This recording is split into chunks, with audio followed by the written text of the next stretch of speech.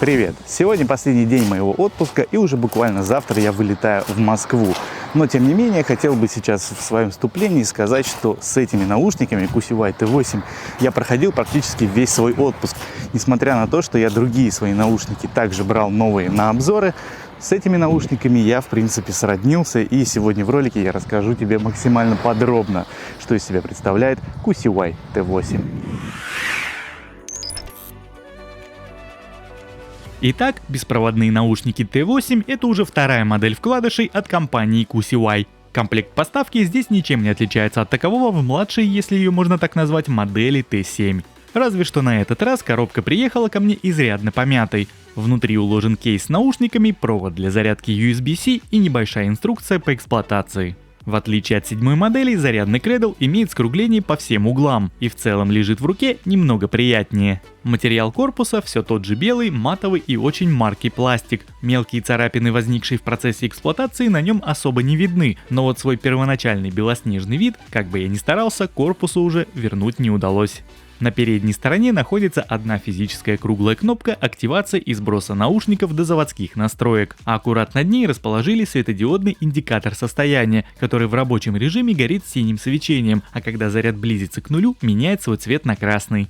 Крышка кейса крепится на пластиковой петле и не имеет доводчика, в открытом состоянии не люфтит и закрывается плотно на магнит. На нижнем торце корпуса расположили разъем для зарядки. Как и в случае с моделью T7, я очень рад наличию Type-C. Габаритные размеры по длине, ширине и высоте составляют 48 на 24 на 51 мм. И по факту получается, что кейсы в обоих моделях практически одинаковые, но с виду так не скажешь. В кейсе QCY T8 установлен аккумулятор на 380 мАч, а в каждом наушнике по 35. На одном заряде при 100% громкости они отыграли у меня 3 часа и 18 минут, что вполне ожидаемо при схожих с седьмой моделью характеристиках. В отличие от T7, в восьмой модели сами наушники выполнены из белого глянцевого пластика, что немного сказывается на их посадке, особенно при ходьбе или беге. Матовое исполнение, как у семерок, мне нравится больше. Не скажу, что они прям вылетают из ушей, как те же Vivo TVS Neo, но поправлять их иногда приходится. К слову сказать, этот процесс не вызывает мискликов, ведь сенсорную область для управления функциями мультимедиа перенесли здесь в верхний торец. Оттого трогать ножку можно теперь в любых местах, не боясь что-то случайно переключить.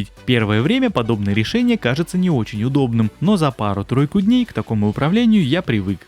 Здесь, как и в младшей модели, с помощью приложения QCY можно переназначить жесты под себя.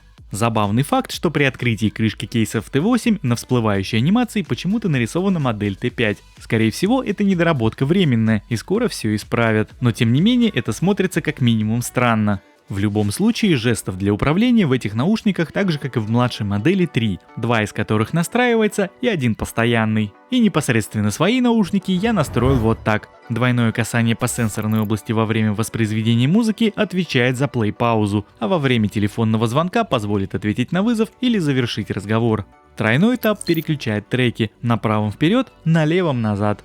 Помимо всего прочего, назначить на эти жесты возможно как вызов голосового ассистента, так и управление громкостью. Также из удобного в наушниках установлены датчики присутствия, которые работают в обе стороны. Если же тебе данная функция не нужна, то ее всегда можно отключить специальным рычажком в меню приложения. Как и в модели T7, на постоянной основе в наушнике зашита функция переключения треков по удержанию пальца на сенсоре в течение 2 секунд. Она также работает только на перемотку трека вперед, как на левом, так и на правом. Из дополнительных функций в приложении имеется встроенный эквалайзер и поиск наушников. Что характерно, для модели T8 доступна еще одна опция – это обновление наушников по воздуху, который, к примеру, для семерок почему-то в меню нет. По какой-то причине на момент выхода этого ролика приложение по QR-коду не скачивается, поэтому на всякий случай я прикреплю APK-файл для его ручной установки в описании к ролику, так что если тебе необходимо это приложение, то ищи его там. Подключение к смартфону происходит по открытию крышки кейса. Наушники могут работать как в паре, так и по отдельности, если один из них оставить на зарядке в кейсе. В описании к девайсу указан интерфейс подключения Bluetooth версии 5.1, но комплектная инструкция повествует о наличии только 5, так что лично я в данной ситуации, пожалуй, доверюсь прилагаемой документации. За передачу звука в QCY T8 отвечает единственный кодек SBC, и несмотря на то, что в 7-й модели на борту имеется точно такой же проводник, звук в 8-ках лично мне показался намного интереснее. В нем больше нет той сухости, что слышится в младшей модели, да и баса, как мне показалось, здесь намного больше. Оттого звучание в этих наушниках я могу назвать вполне приемлемым, особенно учитывая их стоимость. Просто по нынешним меркам аудиокодек SBC, наверное, уже лучше и не выдаст. По частотным параметрам басовая составляющая находится чуть выше середины, но при этом с ней не смешивается, а просто создается дополнительный объем, которого так не хватает в QCY T7.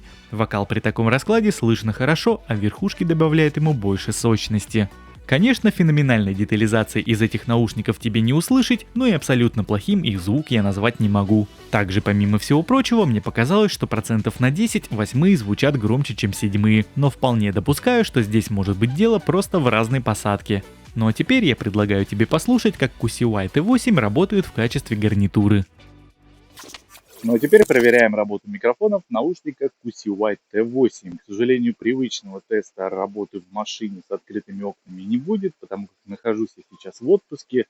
Взял эти наушники с собой, чтобы потестировать. И вот позади меня находится море, от него есть небольшой шум, но в целом здесь вот атмосфера такая более-менее тихая. Вот таким образом работают микрофоны, можете оценить, написать в комментариях, понравился ли вам звук с этих наушников, с этих микрофонов. Ну а я буду продолжать свой обзор дальше. По стабильности соединения в течение всего моего двухнедельного теста я никаких проблем не выявил. Ходил много как со смартфоном в кармане, так и в сумке, и никаких даже мелких обрывов я не ловил. На открытой местности наушники уверенно держат расстояние в 15 метров, что также довольно хороший результат. В YouTube полет отличный, звук от видео не отстает, можно с комфортом смотреть новые ролики. В наушниках нет специального игрового режима, и оттого в PUBG Mobile задержка присутствует. Она такая же небольшая, как в 7-й модели, но все же имеется. В принципе, если ты не такой заядлый геймер, то сыграть партийку-другую вполне реально. Ну и подводя некий итог, что могу сказать. Если сравнивать обе эти модели в лоб, то по звуку определенно лидирует 8-я. А вот во всем остальном лично мне больше нравится, как сделаны QCY T7, в особенности как они сидят в ушах. Но по-хорошему наушники в первую очередь берутся для прослушивания музыки, а уже потом для всего остального. Потому в данной схватке с небольшим перевесом я бы отдал свое предпочтение именно QCY T8.